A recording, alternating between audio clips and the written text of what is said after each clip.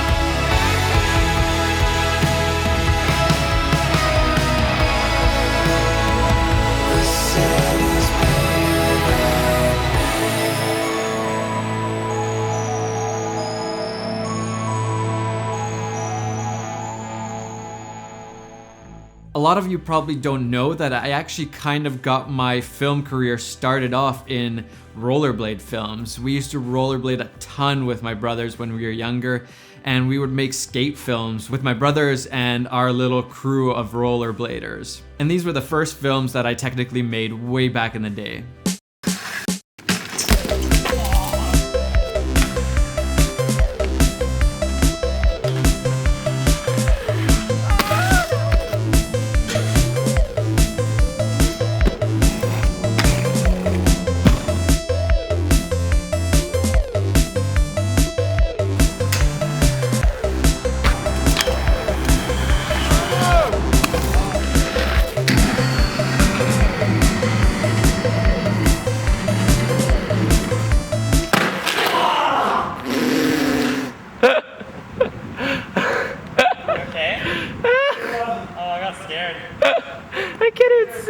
Anyways, on to the technique. Speed ramps can be a really cool way to emphasize a certain moment or action in your video clip. A lot of action sports films do this, and also a lot of travel films nowadays use speed ramps. I'm going to show you how to do this and how to use it properly in Premiere Pro. So let's get to it.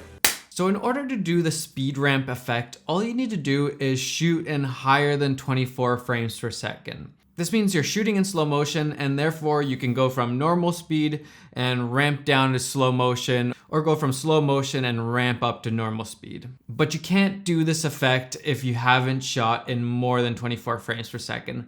I recommend at least 60 frames per second, but the higher the frame rate, the better this effect will be. So for my example, I shot some stuff in 120 frames per second. You can see it's pretty slow. And then I shot some stuff in 60 frames per second, you can see here. And for the 120 frames per second, the camera actually made it into slow motion for me already. But for the 60 frames per second, it's not in slow motion yet. So the proper way to make this slow motion is you would select all the clips that you want to make slow motion, right click, and choose Modify Interpret Footage.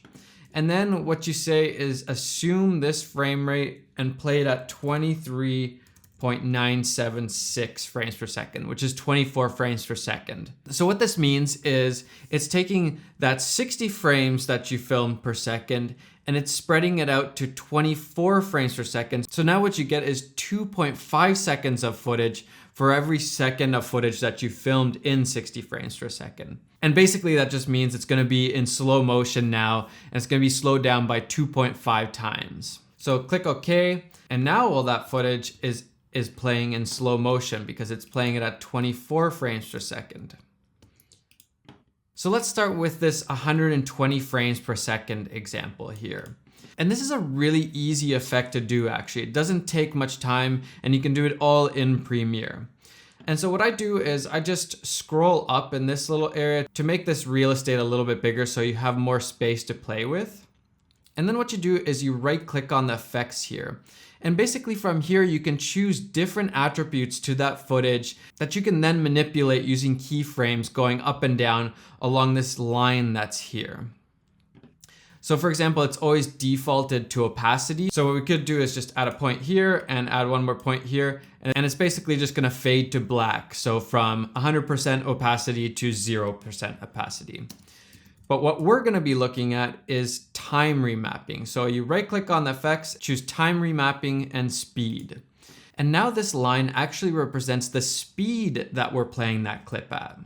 So you can see that it's gonna be playing it at 100% by default. And if we raise it up, let's say to 300%, now it's gonna be playing it 300% faster than normal. And because this is filmed at 120 frames per second, which is 5 times slower than 24 frames per second, if we wanted to make this normal speed, what we'd have to do is increase it to 500%.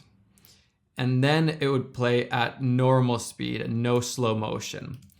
So this is at normal speed. So 100% is your baseline. That's the slowest slow-mo you can go.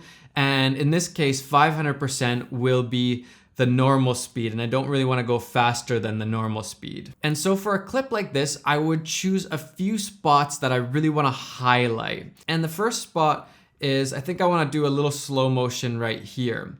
So all you do is choose the pen tool here, or press P, and add a keyframe. And so now at this point, I can change the speed. I can either go to a faster speed or a slower speed. But what I'm gonna do is go from normal speed to slow motion. So go back to the selection tool and just drag up on this line. And we're gonna go all the way to the 500%, which is normal speed in this case. 500%. And so now you can see it goes from normal speed and abruptly goes into the 120 frames per second slow motion. But what speed ramping is, it's actually smoothing that process out. So it doesn't all of a sudden go from one frame normal speed to the next frame slow motion. We're gonna smooth that out a little bit. And how you do that, you just gotta click on this little part and just extend. So now instead of going from one frame normal speed to slow motion the next frame, it's taking a bunch of frames here. So at first it's only a little bit slow motion, then it goes slower and slower and slower until we're at our slowest mode. So as you can see, it takes a second to go from the normal speed to the slow motion. And to make this even smoother, you can grab these little handles here and just make this curve even more smooth. So you can play around with this and make different effects that fit your film. So we're going from normal speed, speed ramp down to slow-mo, and then we're gonna go back up to normal speed, which is 500% in this case. And again, we're gonna ramp that.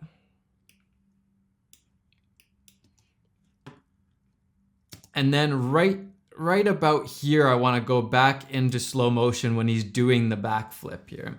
So again, we make another keyframe here using the pen tool, or press P, and we'll extend that.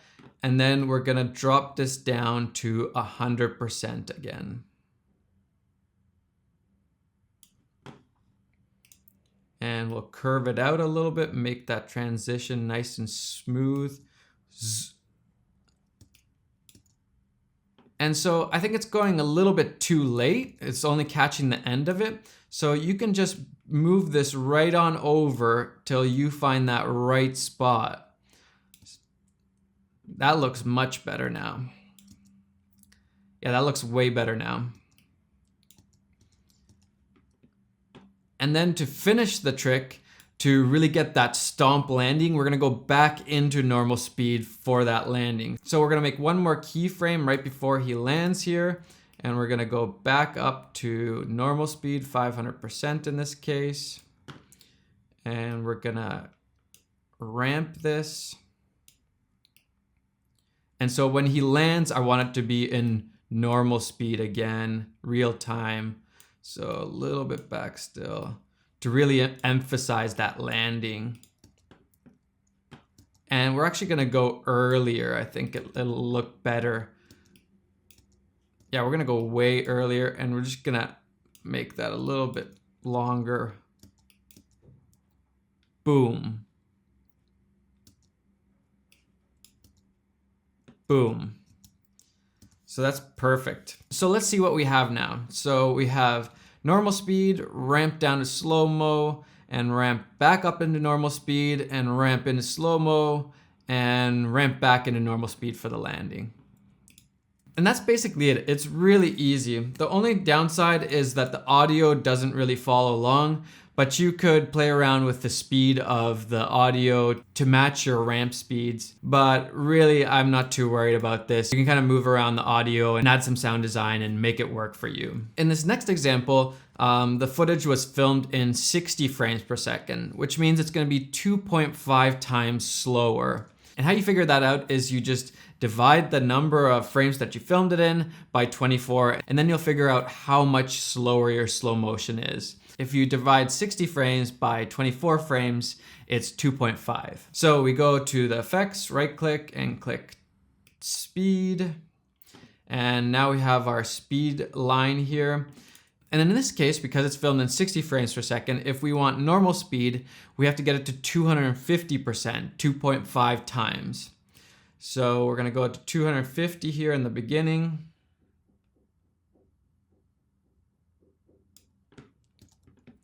And then we're gonna find a nice spot to ramp to, which is probably right where the action happens here. We're gonna put a keyframe, and then we're gonna slow it way down to 100% again. And we're gonna ramp this.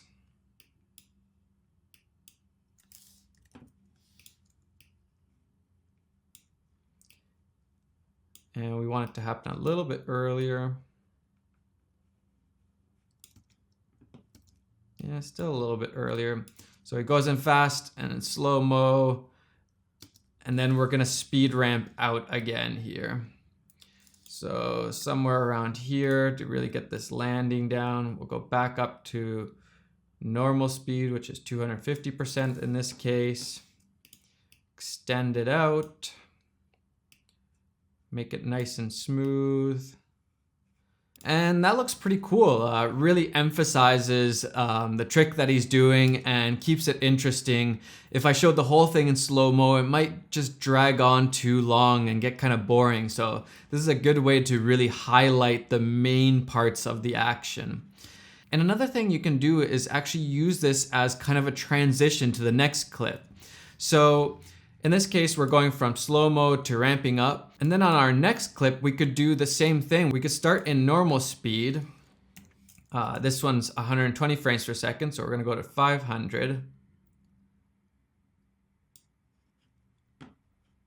And then extend this. Ease it out.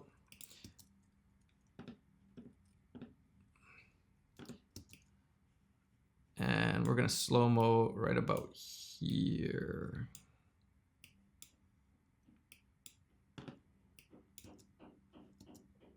A little bit earlier. Still a little bit earlier. And so we're coming out of this clip, going in. Maybe there's a little bit too much time here. Let's cut this up a little bit. And going into that nice slow motion again. So this can be a really cool way to do some transitions. Let's say most of your film is in slow motion, but you want to make some cool quick transitions. You would just speed ramp back in normal speed for just the end of the clip, and then play the start of the next clip in normal speed, and then go back into your slow motion. So it doesn't really ruin that slow motion effect you have going on, but it just adds a little bit of interest to those transitions. And that's it. Really easy, really simple to do. And how you take this to the next level is you add some sound design and really make it flow with the music. So when a bass drum hits, it goes into the slow motion, and then you hit another beat and it goes back into normal speed. So you can really play around with music and sound design and really enhance this effect even more. So there you have it, super easy. I hope you learned something and I hope you use this effect in your films. Don't forget to like and subscribe and share the videos. It's just awesome that the channel is growing, and I hope it continues to grow. And I hope I can continue to do these tutorials more and more for you guys and just share all these things that I've learned over the years. You guys are amazing. Thanks so much for watching. Enjoy the filmmaking process, and I hope you have the best travels. See you next time, guys.